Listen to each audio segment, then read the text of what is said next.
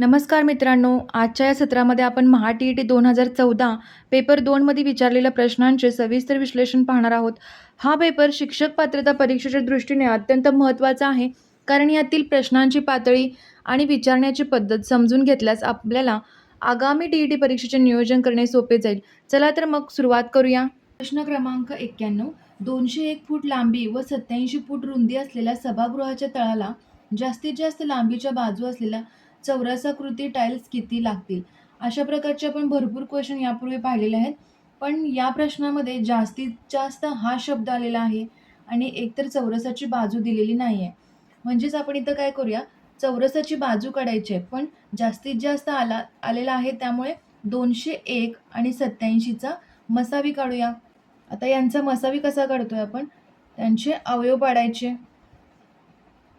29 त्रिक 87, याचं काय होईल? 3 संग 18, 3 सत्ते 21, 3 गुणुले 67. हे झाले 201 चे अवयव, हे झाले 87 चे अवयव. म्हणजेच यामध्ये कॉमन फॅक्टर कोण आहे? 3 हा कॉमन फॅक्टर आहे, म्हणजेच हा काय असेल? त्याचा मसावी असेल.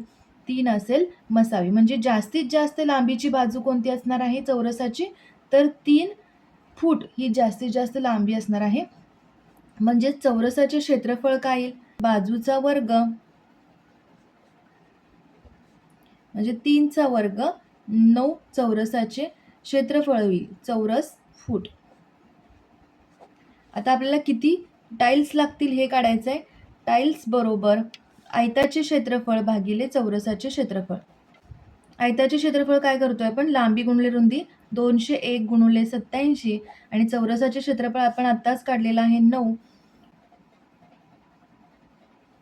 3 त्रिक 9, 3 संग 18, 3 सत्ते 21, 3 दोणी 6, 3 नवे 27. 67 गुणिले 29. एकक स्थानी काय आहे? 7 आहे, 9 आहे. 9 सत्ते 63. म्हणजे आपल्या उत्तरामध्ये जो अंक एकक स्थानी येणार आहे हा 3 असला पाहिजे. त्यामुळे ऑप्शनवरून आपल्याला फाइंड करता येईल. ऑप्शन क्रमांक 3 हा एकक स्थानी 3 आहे. ऑप्शन क्रमांक 3 मध्ये एकक स्थानी 3 आहे, म्हणजे आपलं उत्तर असेल 1943. आणि जर तुम्ही याचं मल्टिप्लिकेशन केलं तर या आन्सर तुम्हाला हेच भेटेल. पर्याय क्रमांक 3 आपलं उत्तर असेल. प्रश्न क्रमांक 92. मुंबईहून निघालेल्या रातराणी या बसमध्ये क्षमतेएवढे प्रवासी बसलेले आहेत. ए थांब्यावर 1/3 प्रवासी बसमधून उतरले व 30 प्रवासी बसमध्ये चढले. बी या थांब्यावर 1/4 प्रवासी बसमधून उतरले व 12 प्रवासी बसमध्ये चढले. शेवटचा थांबा सी वर सर्व 72 प्रवासी उतरले, तर त्या बसची जास्तीत जास्त किती प्रवासी वाहून नेण्याची क्षमता आहे? आता ऑप्शनवरून जातोय आपण. ऑप्शन 1 घेऊया. प्रवासी किती होते त्या बसमध्ये? 75. उत्तर आपलं आहे 75. थांब्यावर 1/3 प्रवासी उतरले. ओके. ए थांबा, उतरणाऱ्यांची संख्या, उतरणारे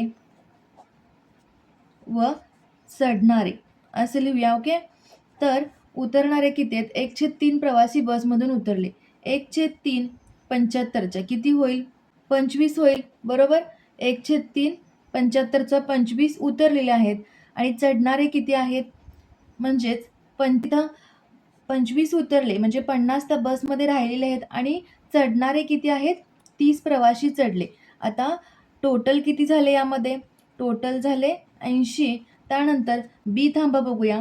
बी या थांब्यावर 1/4 प्रवासी बसमधून उतरले. 1/4 80च्या किती होईल? 20 उतरलेत, म्हणजे राहिले किती? 60 राहिले, प्लस 12 प्रवासी बसमध्ये चढले, म्हणजे टोटल राहिले किती इथं आता? 72 राहिले. शेवटचा थांबा सी वर सर्व 72 प्रवासी उतरले. आता इथे 72 प्रवासी इथे सगळेच उतरलेले आहेत, म्हणजे आपलं उत्तर बरोबर आहे. पर्याय क्रमांक 1 आपलं उत्तर असेल. म्हणजे 75 प्रवासी हे बसमध्ये सुरुवातीला होते. 72 प्रवासी शेवटी सगळे उतरलेले आहेत, म्हणजे ऑप्शन 1 आपला बरोबर आहे. प्रश्न क्रमांक 93. विद्युत कंपनीने विद्युत दर 20% ने वाढवला, दुसऱ्या वर्षी पुन्हा 15% ने वाढवला. हा वाढीव दर एकदाच वाढवायचा झाल्यास विजेचा दर कितीने वाढवावा लागेल? सलग 2 वेळा जर वाढ होत असेल तर आपण एक सूत्र वापरतोय बघा इथे. x + y + xy / 100. आता इथे x असेल 20, y असेल 15. तर 20 अधिक 15 बरोबर 20 गुणुले 15 भागिले 100. 20चा 100, 5 त्रिक 15 म्हणजे 35 अधिक 3 38. हा एकदाच जर वाढवायचा झाल्यास तर विजेचा शेकडा दर 38% वाढवावा लागेल. पर्याय क्रमांक 3 आपलं उत्तर असेल. प्रश्न क्रमांक 94, जर m बरोबर 0.1039 तर 3m plus root 1 plus 4m² minus 4m ची किंमत काढा. आता 1 प्लस 4m² मायनस 4m याचं पहिला सिम्प्लिफिकेशन करूया. तर हा यूज करणार आहे. इथे a किती आहे? a आहे 1 आणि b आहे 2m. ओके, म्हणजेच याचं काय होईल? 1 मायनस 2mचा स्क्वेअर याचं हे संक्षिप्त रूप येईल. बरोबर. तर आता यामध्ये याची व्हॅल्यू पुट करूया. 3m प्लस रूट 1 मायनस 2mचा स्क्वेअर. हे रूट हे निघून जाईल. या इथे काय राहील? 3m plus 1 minus 2m. आता 3m ची व्हॅल्यू काय आहे? 3m मायनस 2m प्लस 1 याचं काय होईल? 3m मायनस 2m काय होईल? m होईल. m plus 1. m ची व्हॅल्यू आहे आपल्याकडे 0.1039 प्लस 1. आपलं उत्तर असेल 1.1039. पर्याय क्रमांक 2 आपलं उत्तर असेल 1.1039. क्रमांक 95, 3.268/2197 चे घनमूळ काढा असा प्रश्न आहे. इथे आपण काय करतोय? 3.268 भागिले 2197 म्हणजेच कसं लिहितोय? 3 गुणुले 2197 अधिक 268 भागिले 2197. आता याचं करतोय आपण मल्टिप्लिकेशन 268. आता याचं मल्टिप्लिकेशन आलंय 6591 प्लस 2682179. आता ॲडिशन करूया. 15 6859 डिवाइड 2197. आता याचं घनमूळ काढायचं आहे. तर आपल्याला हा कशाचा क्यूब आहे हे पहिला फाइंड करावं लागेल. घनमूळ काढायचं आहे याचं. म्हणजेच काय? आता 6859 कशाचा घन आहे? म्हणजे तो 19चा घन आहे. 19 गुणुले 19 गुणुले 19. कसा करतोय बघा आपण? 9 81 आणि 1 गुणुले 9 काय होणार आहे? एकक स्थानी 9 येणार आहे. म्हणजे इथं 9 आलेला आहे. त्यानंतर चेक करताना आपण करू शकतोय. आता 2197 कितीचा असणार आहे? 13 गुणुले 13 गुणुले 13. 3 त्रिक 9, 9 त्रिक 27, जे की 7 इथं आलेला आहे. म्हणजे हा आहे 19/13 आपलं उत्तर असेल. आता हेच आपण कसं लिहू शकतोय? पूर्णांक 6/13. 13 गुणुले 1 13 अधिक 6 19 भागिले 13 याचंच उत्तर हे येईल. पर्याय क्रमांक 3 आपलं उत्तर असेल. क्रमांक 96, जर 3x 3x-2 plus 3x plus 2 बरोबर 19,926 तर x ची किंमत काढा असा प्रश्न आहे. 3x-2 पुन्हा लिहून घेतोय आपण हा क्वेश्चन. 19,926. आता हेच आपण कसं लिहू शकतोय? 3x into 3x-2 plus 3x into 3x 19,926. आता यामधून 3x कॉमन काढूया. म्हणजे इथे किती राहील? 3x-2 प्लस 3x बरोबर 19,926. आता 3x-2 आपण कसं लिहितोय?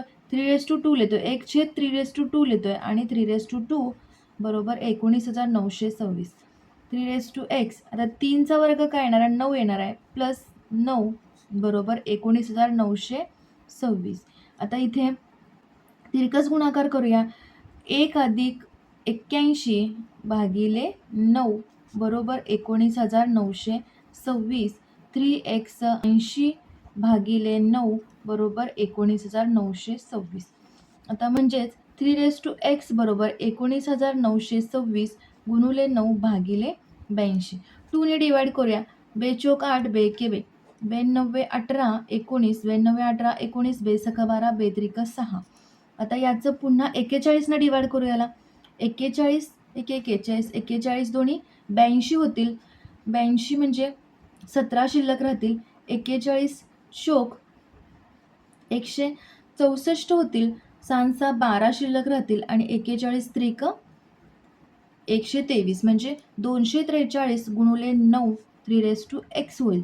3x बरोबर आता 243 म्हणजे 3चा 5वा घात लिहू शकतोय आणि 9 म्हणजे 3चा दुसरा घात लिहू शकतोय. आता इथे बेस समान आहे किंवा पाया समान आहे म्हणजे घातांकाचे आपण ॲडिशन करतोय. 5 + 2 होईल म्हणजे 3⁷ 3x म्हणजे xची व्हॅल्यू काय येईल 7. यांचं दोघांचं जर कॅम्पॅरिझन केलं तर xची व्हॅल्यू येईल 7. पर्याय क्रमांक 2 आपलं उत्तर असेल. जर तुम्हाला हे स्पष्टीकरण आवडले असेल आणि आगामी परीक्षेसाठी अशाच प्रकारचे विश्लेषण हवे असेल तर व्हिडिओला लाईक करा, तुमच्या शिक्षक मित्रांसोबत नक्की शेअर करा आणि चॅनलला सबस्क्राईब करायला विसरू नका. चला तर मग भेटूया पुढच्या नवीन विश्लेषण भागात. धन्यवाद.